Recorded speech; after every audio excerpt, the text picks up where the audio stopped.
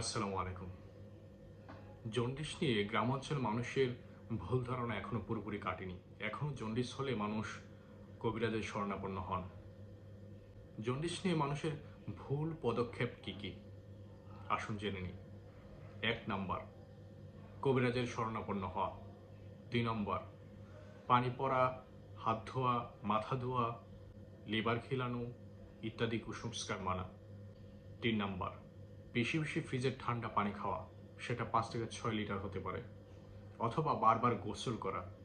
৪ নম্বর, মশলা জাতীয় খাবার খাওয়া যাবে না, যাও ভাত খেতে হবে ইত্যাদি বিষয়গুলো কোনো কিছুই সঠিক নয়।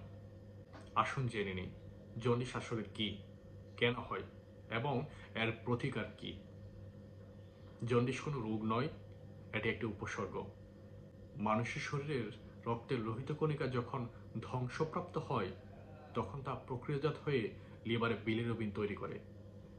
লিভারের বিলিরুবিন পরিমাণ যখন বেড়ে যায়, অর্থাৎ 2 অথবা 3/dl এর বেশি হয়ে যায়, তখন জন্ডিস দেখা দেয়।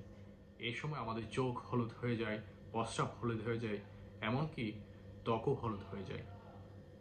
এছাড়া খাওয়ায় অরুচি হয়, বমি বমি লাগে, শরীর দুর্বল লাগে, জ্বর জ্বর ভাব লাগে, পেটের ডান দিকে উপরিভাগে ব্যথা অনুভব হয়। এইসব উপসর্গ অনুভব হলে অথবা দেখা দিলে আপনি কোনো কবিরাজের শরণাপন্ন না হয়ে কিংবা কোনো কুসংস্কার না মেনে সরাসরি নিকটস্থ রেজিস্টার্ড ডাক্তারের নিকট পরামর্শ নেবেন এবং চিকিৎসকের পরামর্শ নিলে আপনার জন্ডিস অতি দ্রুত ভালো হয়ে যাবে।